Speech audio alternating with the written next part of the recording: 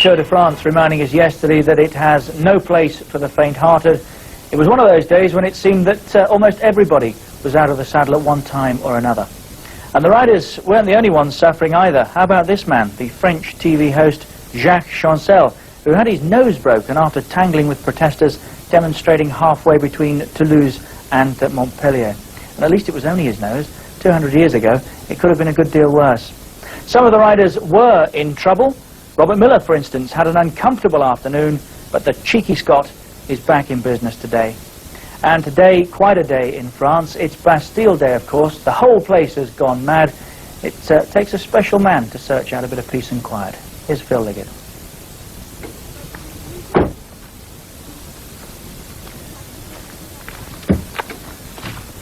Richard, yes, we're still on the Tour de France, but we're going to have a couple of hours off on the beach enjoying the French on Bastille Day and the flamingos of the Camargue and have a little rest. The actual race itself doesn't start down in Montpellier until midday today, and that'll give the riders a chance to recover from what happened yesterday. Look at this, the headlines this morning. Cuts and bruises in Lake Keep this morning because all the leaders of the Tour saw the other face of the race, and you know the great dangers that always exist every day. Because in fact, men like Turnisseur on the floor had stitches in his head. Eric Bowie, the best Frenchman last year, now has a plate to protect his broken wrist. Also a man complaining of a possible broken wrist is Urs Zimmermann. He says he may not even start this morning. And our own Robert Miller too. He was injured. They flew in a chiropractor last night from Paris to have a look at a damaged neck. But as far as we know, Robert is A-OK. So the Tour goes on today. It is Bastille Day. You'd expect the Frenchman to win the stage today. The other riders, of course, they will think differently. This is a great Tour de France. We're going to have a great day, Richard, and if we're not there at the finish, don't worry, start without us. Well, it's all right for Sam, isn't it? And unless I'm mistaken, that's the third day in a row we've seen those red shorts. Unless he gets them laundered soon, I think they're going to be in Paris before he is. Right, let's check the overall classification. No change. It's still Laurent Fignon, fittingly, on a day that the whole of France is celebrating, from Greg LeMond. Then it's Charlie Motte and Delgado. Andy Hampston, 5 minutes and 18 seconds back, and looking forward to clawing some of that back in the mountains. Sixth is La Charrette. The stage today, 13, takes the riders the 177 kilometres, 110 miles from Montpellier to Marseille. It's flat and fast again, and let's hope that Sean Kelly, perhaps, can find the legs for a win. Let's join the action. Here's Paul Sherwin and Phil Liggett. Another scorching hot day then on July the 14th, the 13th stage between Montpellier and Marseille, and the field in good humour. Thierry Marie giving us all a song on the trumpet, while the riders have their own type of celebration. It wasn't a great celebration though after around 20 kilometres this morning, because at Lunel the race was stopped yet again by a demonstration, and the riders were held here for almost 3 minutes. And the yellow jersey of Laurent Fignon in a spot of bother had to make an early change of bicycles. It wasn't a serious problem, because for the first 2 hours of the race this morning the field was certainly in no hurry. But they were the first catch sprint, and it was the green jersey of Sean Kelly who gets the points, increasing his overall lead in both the red jersey competition and the green jersey competition. He really is having a marvellous Tour de France. And as we rejoin the race live, this is an amazing situation developing. We're still approximately 70 kilometres from the finish, and the yellow jersey of Laurent Fignon and Charlie Motte have attacked the field. I've never seen this on a flat stage of the Tour de France before, but Motte is the man who started the attack, and it is in fact Fignon who's marked him immediately, and the field, which is split up already anyway under the impetus of an attack at the feeding station, appears to have allowed the two most dangerous Frenchmen in the race to escape. And I can't understand this move by Fignon, Paul. Well, really, the only reason they're trying to do it is possibly to try and get this group away, because the bunch here is split. But it's really a stupid thing to do, is they're discussing with each other what's going on at the moment, because nearly every favourite is present in that group behind. There's nobody of any note missing. Possibly Indurain. I didn't catch Indurain's number, but I missed one of the two of the numbers. The only reason they can be doing this is to try and pull this front group away. Well, Motte is expectedly receiving no help at all from Fignon, but they're going away from the group at the moment, and this is really quite amazing. And Fignon has gone to the front now. He's realised the gap is opening, and this is the leading group. This is the chasing group. There's Ron Kiefel just going down the back of our picture there. As far as we know, this big group formed just after the feed at 93 kilometres. Well, this is Charlie Motte, and there is Laurent Fignon, and these two riders have surprisingly launched an amazing attack here as they're running virtually alongside the Mediterranean, heading towards Marseille. It is absolutely boiling, the temperature as high as it's been since the tour began, and Charlie Motte was the rider who rather cheekily launched the attack, and Laurent Fignon has picked up his wheel, and when the gap opened, he started now to work with Charlie Motte, and Pedro Delgado and Greg LeMond really would not have expected such a cheeky move. Reaction coming from Chateau Dax. 5 riders, by the way, didn't start the tour as we expected this morning. Eric Berrieux did not begin the race. Josh Hykes also crashed yesterday. He's out. He's the rider you remember won that special prize at the 1,789th kilometre a couple of days ago. Denis Roux, the rider we saw lying in the road in that big pile-up about 60 kilometres out from the finish yesterday, he also didn't start this morning, and neither did the man involved in that crash, Francesco Roscignoli from Stephen Roche's Fagor team. The other retirement was Alberto Volpi from the Chateau Dax, making 5 riders not taking the start this morning. Well, it's amazing here, Phil, because there's another of the leaders going away there. That's Bugno, who's just got rid of Jusardo from the BH team. Well, this Tour de France is not going to lie down, even on the flat roads that link the Pyrenees with the Alps. This is Bugno going clear here from Chateau Dax. He's had a great Tour de France. He won the stage last year. He's sitting up now, taking a look over his shoulder. But these two are waiting for nobody at all. They've still got somewhere in the region of 70 kilometres to go to the finish. It's an awful long way, which could either work for them or against them. Well, it is strange, Phil. It's a long way to go. But Fignon is obviously very worried about the form that Delgado showed in the last few mountain stages. And I find it really unbelievable to accept that Fignon has decided to have an attack on a stage like this, especially by the fact that, if I'm correct in assuming, I've got some numbers in the headphones at the moment, there are 5 riders from the PDM team in the back group at the moment, so they should be really chasing these 2 riders. Well, maybe they, like everybody else, will be a little bit stunned by this attack. They may even be saying to themselves, Fignon's absolutely mad, it's total suicide, and let him fry himself out in the sun. Well, the answer will come as the next hour or so unfolds, because Fignon has committed himself to go for it. He's checking over his shoulders here to see what's going on. Motte prepared to work with him. Motte's never won the Tour de France, but he's led it a couple of years ago, and he's heading down to his home in the Alps as well. Fignon, of course, has won the Tour de France twice, and this year he's made it quite plain to everybody he wants to do the double. He's already won the Tour of Italy, and he'd like now to win the Tour de France. Well, for the moment, I've just got some more information coming over on Radio Tour. 14 seconds is the gap that Fignon and Motte have got on that chasing group of about 20-25 riders, and there's a second group behind after the split at 1 minute and 4 seconds. So it really is quite a devastating thing that's going on here at the moment. Just caught a sight there of Stephen Rook, so he's in the group there. There is, looks like Raul Alcala, number 12 on the right-hand side there. I can't understand why Motte and Fignon are doing such a thing, because they're really not making up much of a gap at all. 14 seconds, they're only just in front of this group. Well, mad or not, who cares, because this is rather an interesting move, and thank you, Fignon, for doing it, because it's now thrown the cat among the pigeons. The Tour de France again going wide open.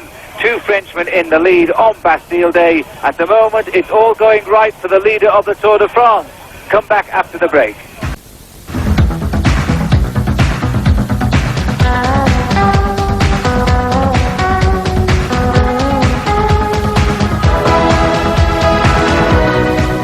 Welcome back, and what an extraordinary stage we've got on our hands today. When we left the riders a couple of minutes ago, we had 2 away, both Frenchmen, Charlie Motte and Laurent Fignon, who of course is leading the race.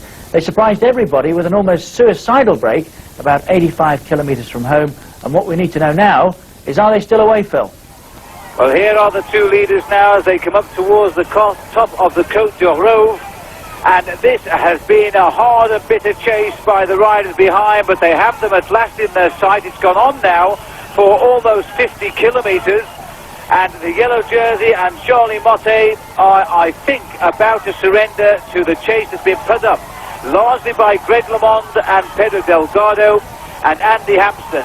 They're cheered over the top of the climb, and there they are, being led by Gert Turniser, the king of the mountains at the moment. The Robert Miller group, by the way, is still behind. They're still fighting to come back into this race, and there are 10 of the riders in the top 20 places overall in that group with Miller.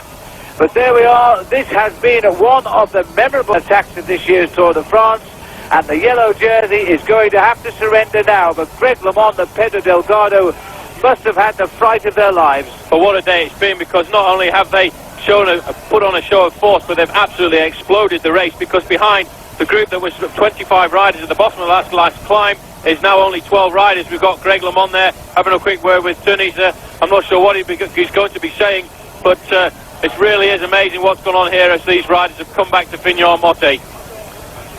Well, LeMond put his arm around Turniser there, and I'm sure he'd say thanks for your help, because the PDMs had as much to lose as did Greg LeMond, and he had no teammates, Greg, in this breakaway in the end, because they were all dropped in the speed of the chase to pick up the yellow jersey. Now, what's LeMond doing now? Don't tell me he's going to have a little attack. I don't think he is. Well, now what remains to be seen, if they slow down, will they slow down long enough to allow Miller's group to come back on?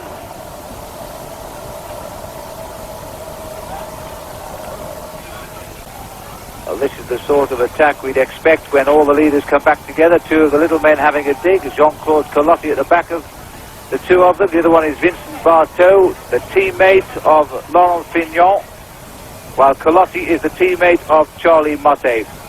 Their job done in blocking at the back, and it wasn't very successful at the end of the day. They're now having to go and see if they can take the day's honours. These are the two riders chasing those two men who've just broken away. This is Gianetti, and I think he's alone now, but he originally went clear with Ludo Peters, who must have sat up straight away and gone back into the chasing group. So Gianetti, the man who rides the Tour de France with a broken nose following a crash very early on in the Tour, chases these two riders. Barteau is doing most of the work in this leading group. Gianetti surrenders to the pack behind on this long climb here.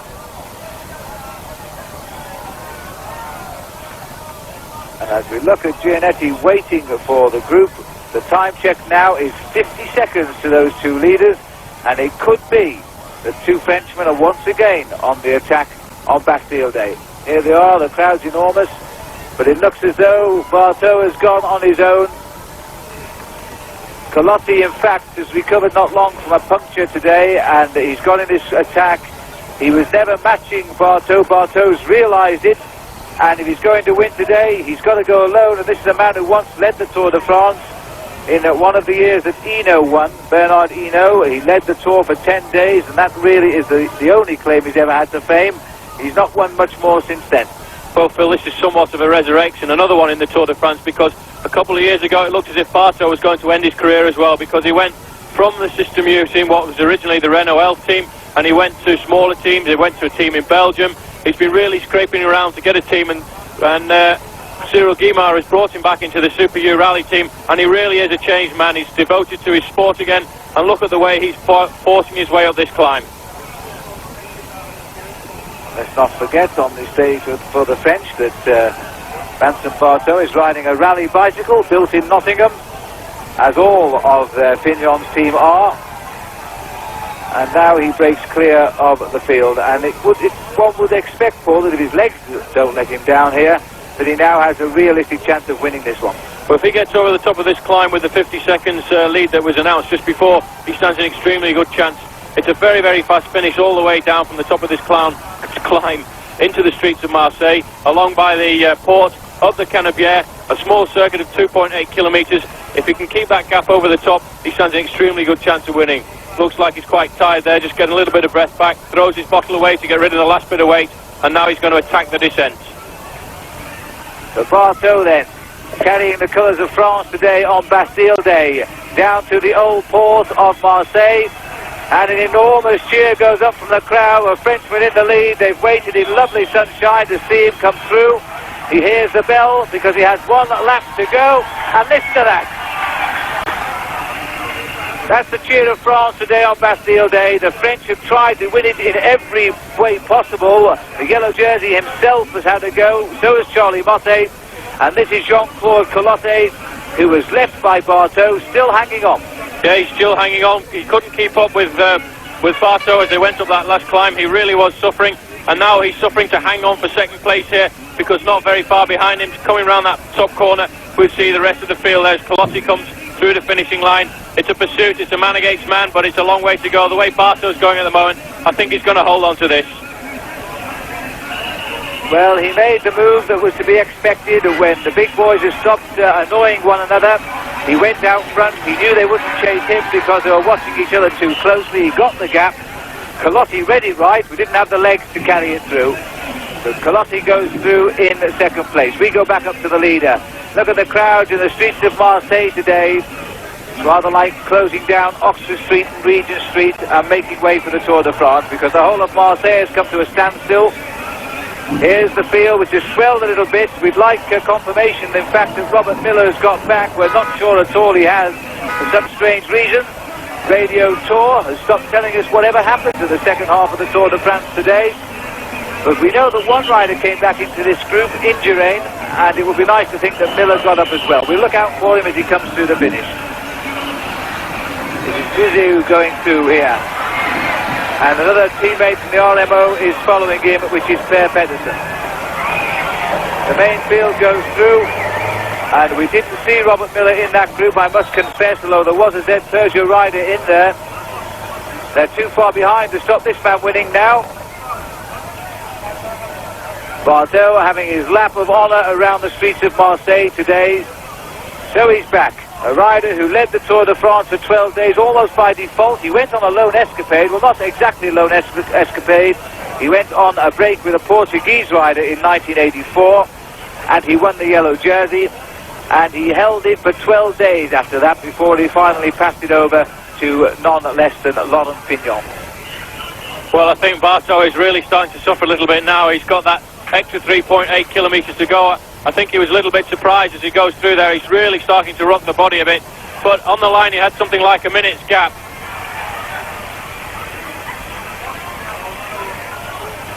Well, we're back with Barteau as the second half of the big field goes through.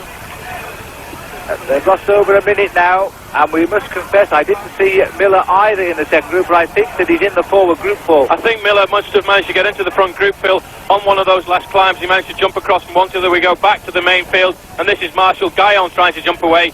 I don't think he knows. A lot of the riders who've come back now might think they're sprinting for the victory because they've come back in the last part of the race. They won't know that Barteau has escaped or Jean-Claude Colotte, so they'll still be racing as if they're racing for the win. Well, let's see if that really happens, because Guyon may not know there is a breakaway away, in which case we'll get a two-handed victory from him as well, and then the disappointment and the tears no doubt will follow. But we're looking with the leader now, Barteau, who is back alongside the viaduct here, which will take us down to the line in not very long to the finish of Barteau. So the System U have found a winner today, despite the fact that the yellow jersey of Fignon was caught. But that is the talking point of the Tour de France now. The cheeky attack by Laurent Fignon that lasted for 50 kilometres. Under the kilometre kite, 1 kilometre to go for Barteau. He's not going to be caught now. Colotte may just be hanging on to second place, but Guyon can't be far behind him, nor can Pedersen.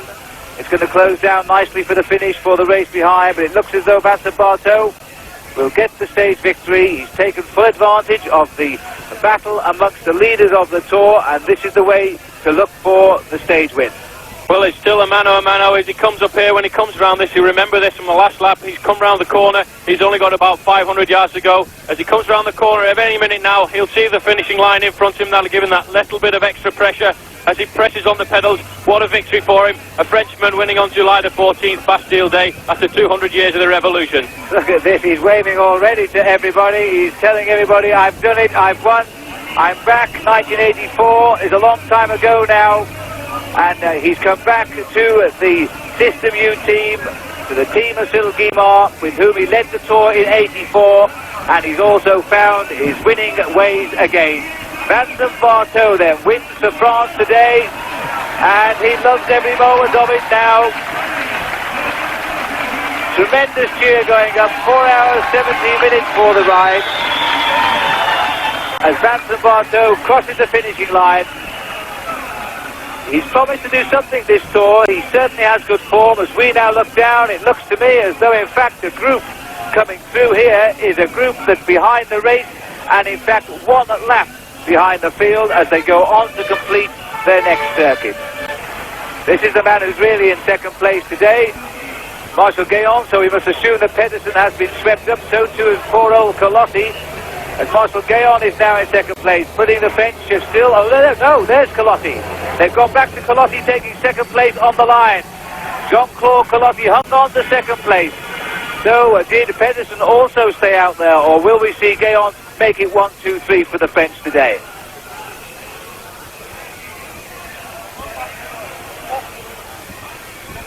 Here he comes up towards the line, and there's a little bit of a sprint. It might be Gayon who's going to take him on the line. As Gayon comes by, but in fact Gayon is in third place. That's not Pedersen on the left. Gayon takes third place, 1:16 down. As some riders go on towards the end, Bauer comes over in fourth spot, and a big rush for the line. And Kelly was pipped there to the line in the sprint finish. And the rider who gets the bunch sprint was Etienne de Wilde. And as the field go over the line of free wheels to a halt, Robert Miller did get back to that bunch, and that was some chase. So a Frenchman got it, not Fignon or Charlie Motti. That's in fact the 1 to 6 tonight. Barteau, Colotti, Gayon, Bauer, de Wilde led the bunch across. Sean Kelly was 6th. That break by Fignon and Motti will be the headlines tomorrow, and it could very well cost Fignon the race, depending on how much it took out of him. It certainly made no change at all to the overall classification. That's the same. Fignon, Le Monde, Motte, Delgado and Hampston, those are still the major players. We're back tomorrow at 6 o'clock, stage 14, the last before the Alps. The Tour won't be in the same happy mood then. What could be better? Enjoying Bastille Day in the sunshine.